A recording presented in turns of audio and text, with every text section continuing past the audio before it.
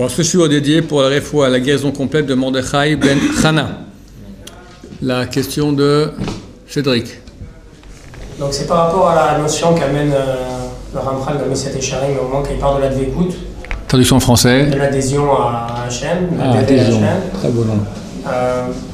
C'est comment aujourd'hui sentir qu'on est proche d'Hachem, parce qu'on n'a pas le choix, c'est notre but de se rapprocher d'Hachem, tout en étant très éloigné. Qu'on ne parle pas, on ne voit pas, parfois on doute, etc. Mais on n'a pas le choix, on se doit d'être proche d'Hachem. Donc comment résoudre ce paradoxe aujourd'hui, d'être à la fois proche d'Hachem tout en étant éloigné? Effectivement, il y a une mitzvah de base dans la Torah qu'on dit 3 fois par jour.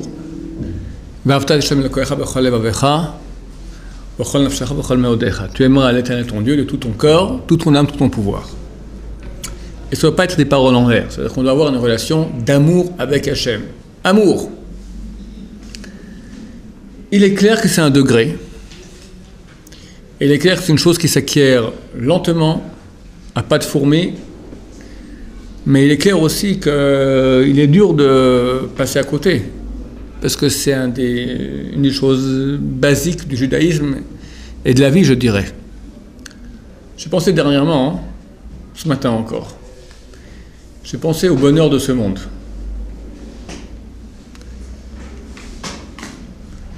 On a tous des ta'avot, des envies, d'accord? Pense à l'envie. Tu vis, voilà, tu as certaines envies. Ok, tu vas, tu réalises, tu jouis de ces envies dans ce monde. On va dire, tu as envie de quoi? Tu as envie de brochettes, d'accord? Des merguez. Tu as envie de pastis. Tu as envie de bocha, d'accord? Tu as envie de filles. C'est aussi de la chair. Tu as souhaité ton envie. Et quoi? Qu'est-ce qui se passe dans la vie après? Ben, l'envie revient. Et bon, on va de nouveau aller assouvir. Et l'envie revient. On assouvit. Chacun il a ses envies, d'accord, hein? C'est les vacances, l'autre c'est le week-end, lui c'est gagner sa paix. Mais ça mène à quoi? Ça mène à quoi? Il y a en nous enfoui une faculté d'amour. J'aime pas ce terme amour, on va dire un mot qui va plus nous toucher. Un intérêt. On a un intérêt, on a une recherche, on a une quête de choses qui nous touchent plus. C'est vrai qu'au niveau animal, il y a ça. Les envies, et ça te assouvir, satisfaire, encore. Mais peut-être dans la jeunesse, ça satisfait. Mais je pense qu'assez rapidement, ou même chez des jeunes qui sont plus profonds, on recherche quelque chose de plus grand. On recherche quelque chose de transcendant. C'est un mot un peu savant, mais qui dépasse. Transcendant, d'accord? Ça monte et ça dépasse, ça traverse ce bas monde. On veut quelque chose un amour, un intérêt, une mission, une quête, une vérité, quelque chose d'authentique qui nous touche. Et c'est ça, l'amour d'Hachem. Avec le temps, ça se traduit beaucoup plus par un amour d'Hachem, comme l'amour d'une femme, avec des sentiments, avec une relation, mais c'est à un très haut niveau. Au début, au niveau qui nous concerne à nous, c'est un intérêt. Un intérêt pour le vrai. Comprenant que ce que le monde me propose est certes sympathique, attirant, mais petit. Ça n'assouvit pas notre soif. Ça revient. Alors c'est vrai que pour pallier à cette crise, et il y a une crise dans ce monde actuellement, une crise morale du pourquoi, on recherche des nouveaux plaisirs. Et dans tout, tu as toujours mieux. Tu avais un tour de shampoing normal, après c'est shampoing plus, après shampoing double plus, après shampoing... C'est tout, les brosses à dents, les trucs, tout, c'est encore mieux, encore truc, encore une nouveauté, encore un, sans cesse. Les jus ici en Israël, je vois, tu as les jus de fruits, d'accord? Toujours plus. Alors un temps, tu avais le jus d'orange, bon. Après, ils ont mis jus de pomme, ok, jus de poire, jus de tomate. Après, ils ont commencé jus de mangue, c'est nouveau. Jus de pastèque, on ne connaissait pas ça. Maintenant, ils ont commencé le mélange, poire, mangue. Après, fruit de la passion, poire. Après, pêche, ananas. Melon, allez, et tac, tac, tac, encore, toujours plus. Pourquoi Alors, bien sûr, il y a la société de consommation, etc. Mais on veut faire croire aux gens que s'ils n'ont pas goûté le dernier truc de plaisir de Olam Hazé qui est sorti, ils passent à côté. Et quelque part, ça le met en quête. Une quête, moi je veux maintenant attraper ce nouveau produit, cette nouvelle voiture, ce nouveau PC, ce nouveau truc. J'ai une nouvelle quête, donc je suis tranquille. Pas qu'on me dérange maintenant avec la vraie quête. Je suis occupé à ma petite quête, je suis occupé, ça va, j'ai de quoi remplir ma vie. On va soi-disant remplir notre vie avec cette petite quête minuscule de rien du tout. Et passer à côté de la grande quête. Quelqu'un qui est profond. Je cherche maintenant quelque chose qui dépasse tout ça, qui transcende.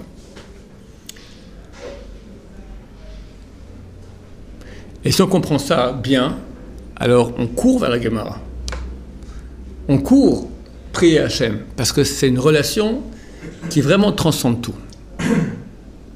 Parce qu'Hachem, c'est le vrai sens de moi-même, c'est la vérité. C'est éternel, son nom qui était et sera. On a une soif de vie. Alors, la recherche de plaisir, on a parlé l'autre jour de l'orgueil, d'accord? Toi-même pose la question, d'où vient l'orgueil? On m'a dit que l'orgueil provenait d'un désir de vivre. On est à l'image de Dieu. Dieu, son nom, c'est Yud Kei Vav Kei, celui qui était et sera. On veut sentir qu'on vit. Comment je vis? Quand je sens que je suis. Je suis. Orgueil. Il y a aussi une autre vibration qui montre que je suis, le plaisir. Le plaisir, c'est je suis. C'est la même source. Je suis. Quand je vibre, quand j'ai du plaisir, je suis. Mais on veut un vrai je suis. Et le vrai je suis, d'où le vrai plaisir, d'où la vraie relation de soi-même, elle est dans un autre domaine complètement. Qui forcément doit dépasser le monde temporel, le monde physique. Parce qu'on n'est pas que physique. Il y a beaucoup plus. Tu sens bien qu'il y a... Alors comment réaliser cela? D'abord, il faut beaucoup en parler, beaucoup y réfléchir. Quand on vit dans le monde sans réfléchir à ces choses-là, alors on est happé par ce monde. Et ce monde, il propose tout. Tous les bienfaits du monde, de ce monde, d'accord? Tout, comme je dis, on peut aller de plaisir en plaisir toute sa vie et mourir un mètre sous terre sans avoir un moment effleuré notre vrai sens. Mais si on réfléchit à ce que je suis en train de dire, et on y pense, et on en parle, très rapidement, tous les plaisirs qu'on nous propose dans ce monde-là n'ont pas de goût. Et puis aussi, au bout d'un moment, l'âge qui fait, d'accord, 35 ans, 40, 45. Alors, il a dit que les hommes, ils ont des crises, des moments de crise dans la vie, de remise en cause. Ça peut être grave, des fois, ça arrive à des divorces, il y a 14-18 et 39-45. Alors, Ben Chetrit. À 14-18, c'est bien, parce que tu te mets en question, bon, c'est la révolution, la révolte contre tes parents, pourquoi je vis, là. 30-45, ça fait des dégâts. Tu quittes ta femme, tu quittes tes enfants, c'est beaucoup de maris à cet âge-là, ou des femmes aussi, qui pètent un câble, en bon français. Pourquoi? Parce que tu vas dans une direction, tu t'investis, études, diplômes, paye, réussite, ok. Et un beau jour, 35-40, 39-45, on commence déjà les premiers signes, les premiers cheveux blancs, etc. Il y a une certaine lassitude. Alors si tu es vraiment petit, bon, tu réinvestis dans encore plus d'argent, encore plus de plaisir, encore plus de vacances, encore plus de voitures, encore plus de... Mais si tu es un peu plus profond, tu te poses une question basique, ok, et pourquoi tout ça? On change de femme, au moins c'est un autre plaisir, c'est de nouveau une aventure. Hop! C'est passé à côté. Non seulement que cette femme, c'est la pire chose qu'on puisse faire sur Terre, c'est toute une femme qui t'a tout donné et tu l'abandonnes comme ça pour une imagination. Mais il y a un âge où justement ces questions deviennent beaucoup plus fortes. Pourquoi tu vis? Donc ça veut dire qu'il y a chez nous enfoui un amour de la vérité. Et quand le Ramchal parle de dvekut, d'adhésion à Hachem, il parle de cette chose-là qui a été cultivée et amplifiée. À un moment, on devient amoureux de la vérité, un grand amoureux de la vérité. Et tu verras que durant l'histoire, les êtres humains ont réussi, grâce à l'amour de la vérité ou l'amour d'un idéal qu'ils avaient, à faire des choses inhumaines. Les plus grandes révolutions, les sacrifices de soi ont été faits par des gens qui avaient un idéal. Donc cette force, elle se trouve dans l'être humain. Et si on est vraiment dans la vraie vérité, parce qu'il y a des fausses vérités évidemment, quand tu es dans la vraie vérité, tu as des puissances colossales qui te poussent à cela. C'est l'amour d'Hachem.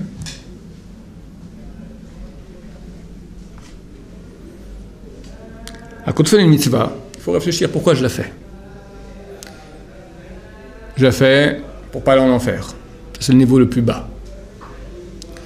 Je la fais pour avoir une bonne vie sur Terre. Pas me conduire, pas avoir de sales maladies, shalom bayit. Deuxième niveau. Bon, presque un peu moins nul que le premier. Troisième niveau qui nous concerne tous, olam haba. Tu as une banque, tu investis. Une mitzvah, shkling, d'accord. T'imagines quel compte tu as, le compte mauvais, la vérote, le compte bon. Très dur de se défaire de cela, parce que c'est aussi, en fin de compte, on n'est pas dans l'amour d'Hachem, on est dans l'amour de soi. Et, lentement, on peut associer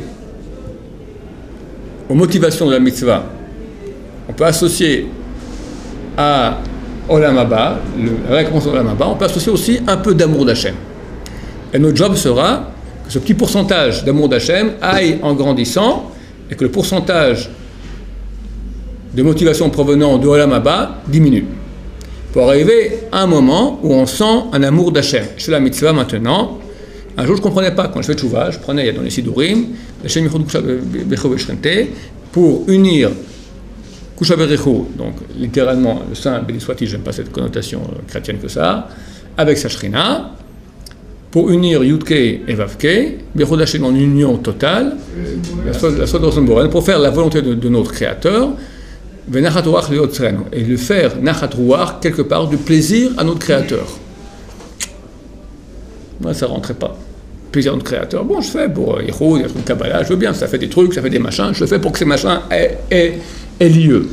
Mais pour faire plaisir à mon Créateur, bon, là, je vais bien lui faire plaisir. Mais c'est pas comme je fais plaisir à ma femme. Quand je fais plaisir à ma femme, j'ai du plaisir de faire plaisir à ma femme. Plaisir à mon enfant, du plaisir à faire plaisir à mon enfant. Je n'ai pas de plaisir à faire plaisir à Hachem. Et là, monsieur, avec le temps, ça vient.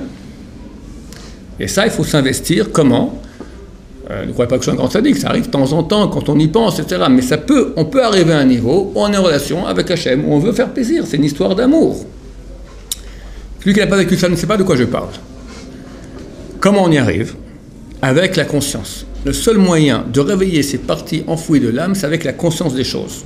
Quand on en parle, quand on fait attention, quand on te dit maintenant, je fais la mitzvah, pourquoi je la fais? J'analyse maintenant, je m'analyse. Qu'est-ce que je gagne? Je suis en train d'étudier maintenant. Qu'est-ce que je veux? Olam Haba, faire du bien à Israël. Ou bien j'ai la joie maintenant de connaître la volonté d'Hachem. Ça c'est déjà un degré d'amour. Je connais, j'étudie la Torah d'Hachem.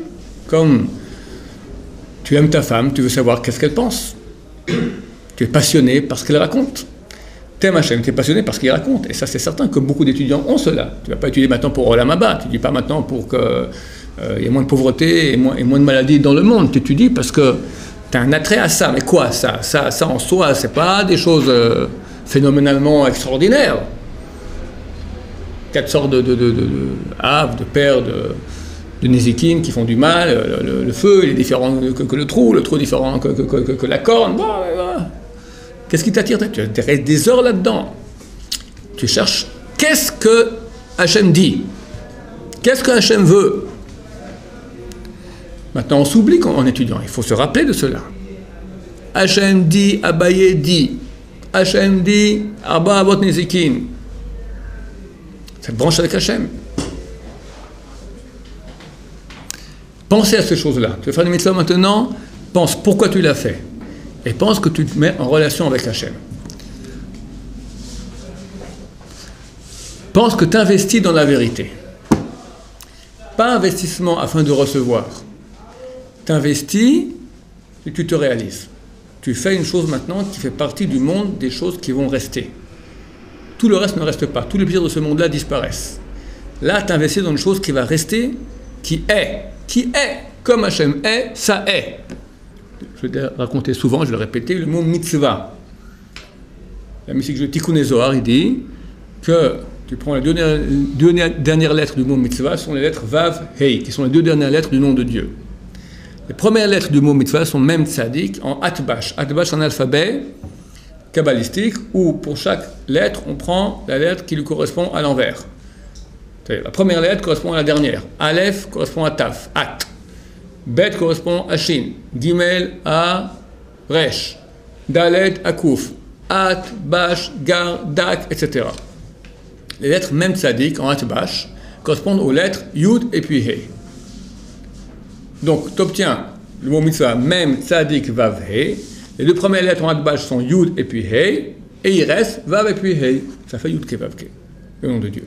Une mitzvah égale une réalité d'être. C'est quoi Yud Ke Vav Ke? Était et sera. Ça est. C'est une réalité. C'est éternel. C'est. On ne sait pas qui est Hachem. On ne sait pas comment le qualifier. Il y a un mot.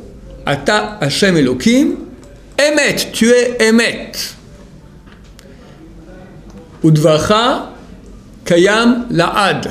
Udvarcha Hachem Elokeinu Kayam Laad. Et ta parole, Kayam Laad, existe pour l'éternité. La mitzvah, qui est une parole d'Hachem, une ordonnance d'Hachem, elle est une réalité d'éternité. Comment ne pas vouloir aimer, s'investir pour se réaliser dans ce qui est éternel, dans ce qui est? Qu'est-ce que tu as d'autre dans le monde qui peut équivaloir à cela? Dis-moi quoi? Les merguez? Des filles? Ok, t'as une soif, t'as une pulsion, mais c'est imaginatif. Sur le terrain, c'est court, c'est rien, c'est pas grand-chose. Qu'est-ce que tu as après? Quoi d'autre? De l'argent? Ok, alors tu as un pouvoir de quoi? Tu as un yacht, tu as un bateau, tu as un Mercedes, tu as 2 villas, tu as 3 villas, 4 villas, 5 villas. Je connais une communauté où ils sont tous millionnaires. Très pauvres. C'est quoi être pauvre? Pauvre, c'est quand il manque de l'argent. Moi, il manque de l'argent. Combien il me manque? Quelques milliers de shkalim, grand maximum. Lui, il est millionnaire, il a 15 millions. Son voisin a 30 millions. Le premier, combien il lui manque pour être comme son voisin? 15 millions. Il est bien plus pauvre que moi. Il bosse jour et nuit. Il bosse jour et nuit pour encore 1 million et encore 1 million. C'est une pauvreté terrible. Esclavage d'une concurrence. Tu as tout ce qu'il faut pour toi, tes enfants, arrière-petits-enfants, arrière-petits-enfants. Investis dans ce qui est vrai. Non, j'aime faire l'argent. Ta'avat mamon, l'amour de l'argent, ça existe. Et l'un est proportionnellement inverse de l'autre. Quand on a l'amour de l'argent, on ne peut pas avoir l'amour d'Hachem, ça ne marche pas ensemble. L'amour d'Hachem provient d'un moindre amour de Olam Hazé. Toutes ces choses-là, si on réfléchit bien, elles amènent à vraiment pas grand-chose. Et par rapport à Hachem, par rapport à la réalité, la vraie réalité de moi-même, à Yud Ke Vav Ke, à Mitzvah, c'est que je réalise maintenant une chose éternelle, quel poids ça? Rien de rien, rien de rien. Quand tu réfléchis à ça, tu es amoureux, et peu à peu, tu penses à celui qui t'a donné cela, tu t'adresses à lui. Un des grands moyens d'arriver à l'amour d'Hachem, c'est la prière. La prière dans le Talmud, elle est appelée Rachamim. Rachamim en araméen, c'est pas miséricorde, c'est amour. Période d'amour. Un mari qui aime sa femme, qu'est-ce qu'il fait? À 1h, au boulot, il appelle. Ça va? Oui, qu'est-ce qu'il y a? Non, je veux te dire que je t'aime. Bye. Pourquoi? Contact. Ben non, on a ta shachrit, tu l'as vu, ta femme, mincha, arvit. Dire Hachem, je suis en relation avec toi. Le Talmud appelle cela amour. Amour, c'est je t'aime. Donc c'est sûr que la prière est un moment où on se met en relation avec Hachem. Pensez à tous les bienfaits qu'Hachem nous fait. Comment ne pas se remplir d'amour pour lui? On est tellement gâtés, tellement blasés qu'on ne voit pas. Des gens qu'il faut aller convaincre. Ils ont des preuves dans la vie. Il faut leur convaincre, regarde combien Hachem te donne. Quoi? Il ne m'a pas donné ça, il m'a envoyé ça, il m'a envoyé ça. Quoi il m'aime? Mais regarde combien il te donne. Tous les jours sans cesse. Mais c'est pour lui qui t'envoie, c'est de l'amour. C'est bon, c'est un autre degré comprendre cela. Mais tout le bien qui se traduit en bien, tu vis. Quelqu'un qui a la santé, il a la santé. C'est connu, tu vas à l'hôpital. Voyage de tourisme à l'hôpital, 5 heures. Tu fais toutes les marlakot, qu'on dit marlakot en français, tous les services, départements, oncologique, cœur, d'accord, maladie de, je sais pas moi, chirurgicale, machin. Tu sors, tu danses, Baruch Hashem. Et tous les jours, Baruch Hashem comme ça.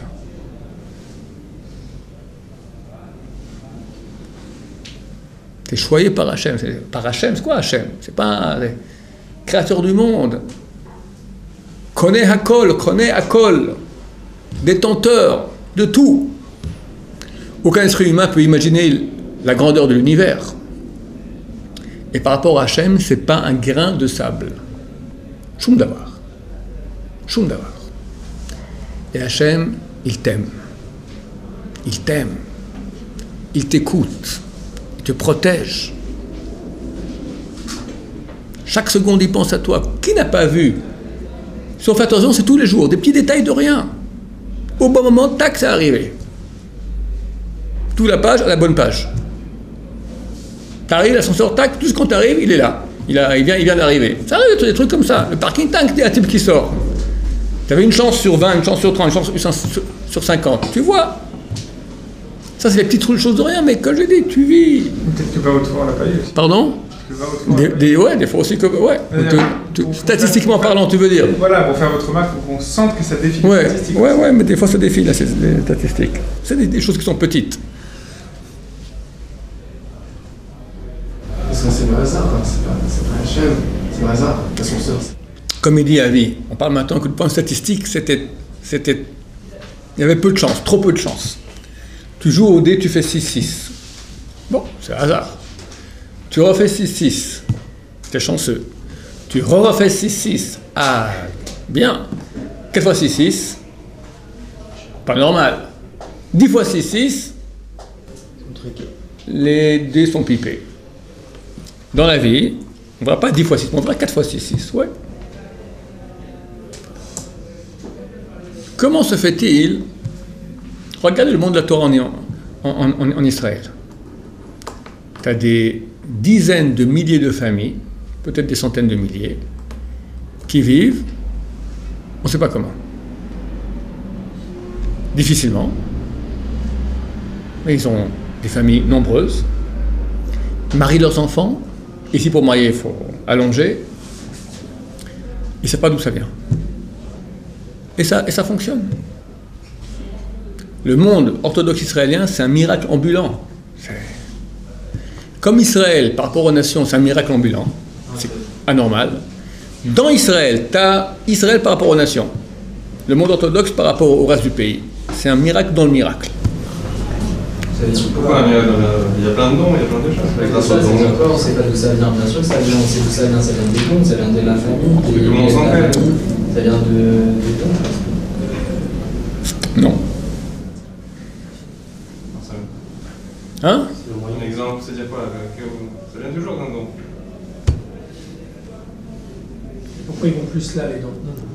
On ne sait pas d'où ça vient. Il y a des dons, c'est certain qu'il y a des dons. Mais ça ne peut pas tenir. Une famille, elle reçoit 5 000 shekels à la fin de son mois.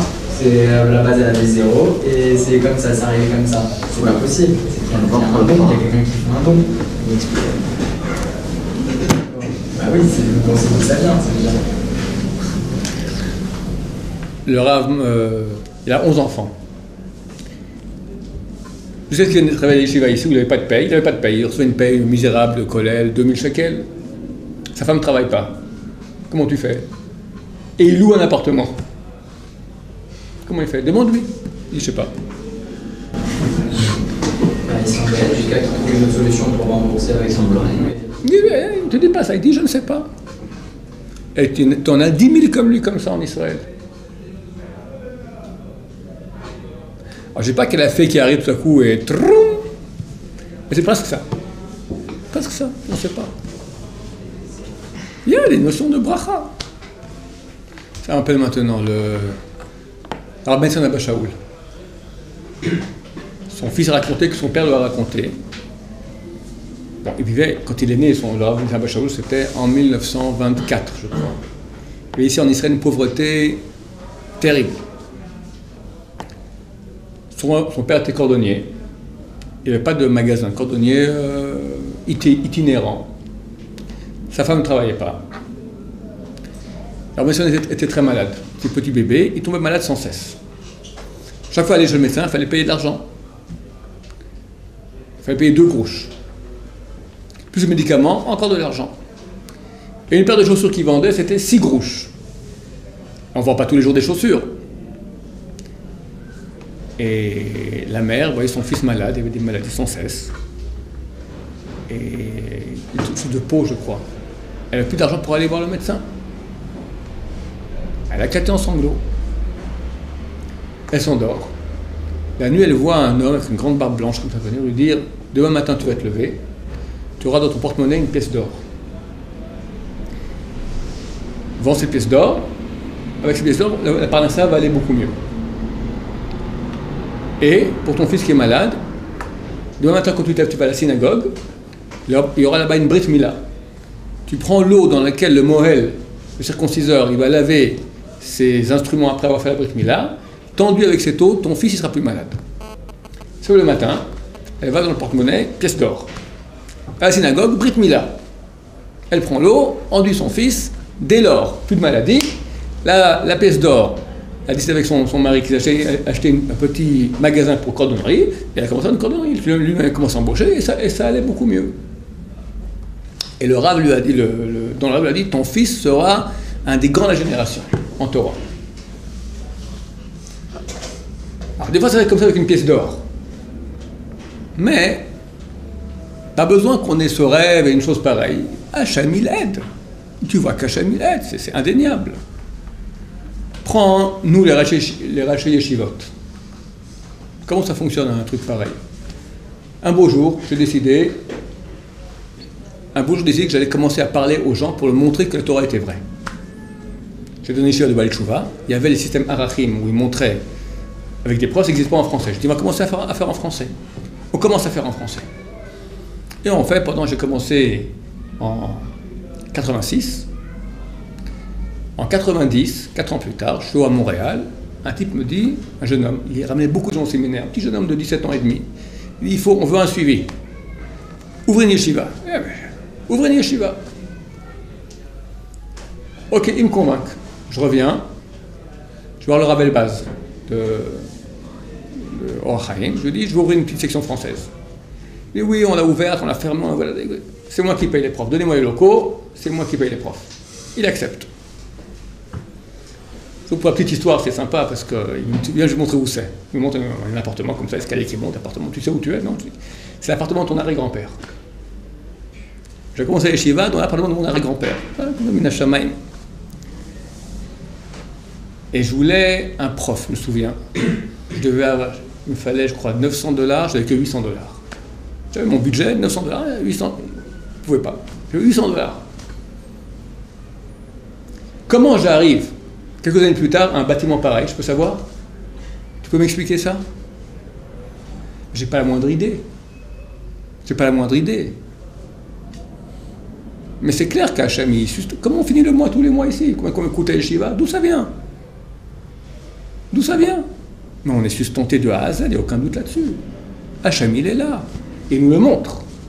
Parce quand on va faire de l'argent, c'est un truc archi connu, tous les rabbins qui vont faire de l'argent. Ils partent à l'étranger, ils ont leur liste des donateurs. Bon, lui, je qui vois combien, lui combien, chacun, on imagine combien. Mais Hachem de bonté, il fait comme ça. Celui que tu croyais, il ne donne rien du tout. Celui que tu ne croyais pas du tout, tac, ça vient par là. Ce que tu croyais voir par là, ça vient par là. Et les mêmes sommes. Je m'attendais à ça, rien. Du coup, paf, ça arrive la même somme par un autre endroit. Hachem te montre, c'est moi qui te donne. Et c'est évident. Le monde de la Torah, comment il vit? Comment ça coûte ce monde de la Torah? Les dons, c'est bien gentil. Je tiens avec une dernière histoire. Tout ça pour arriver à ton point qu'il faut voir la main d'Hachem. Elle est là, mais on est tellement blasé qu'on ne fait pas attention. C'est normal que je vois, c'est normal que je respire, c'est normal que je réfléchisse, c'est normal que je sois juif. Rien n'est normal, rien n'est normal. C'est tout des cadeaux d'Hachem, comme un complètement fou amoureux d'Hachem. Il faut noter, il faut écrire tous les jours. J'avais un élève qui est très négatif. Il a souffert dans sa vie, très négatif. Ah, Hachem, il m'aime pas. Regarde tout ce que tu as de bien. Note tous les jours, 5 bienfaits qu'Hachem t'a fait. Il n'arrivait pas à avoir 5 bienfaits, alors qu'il y en a 50 000 quotidiens. Regarde la nature de l'être humain. Tellement c'est parfait. Tellement c'est parfait. Plus la médecine avance, plus ça voit. Ça n'existe plus aujourd'hui un médecin généraliste. C'est impossible. Il se fait qu'il est un peu nul en tout. Parce que pour bien connaître chaque organe, il faut être un spécialiste. Tellement c'est compliqué, tellement c'est... Il y a des lois qui gèrent, des lois.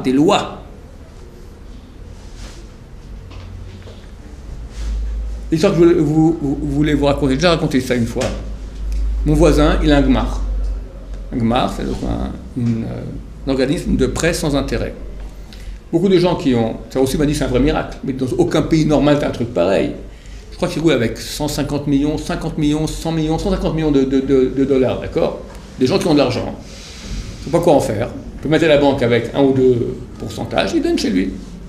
Au lieu d'avoir le pourcentage, ils ont un pourcentage dans Olam Haba.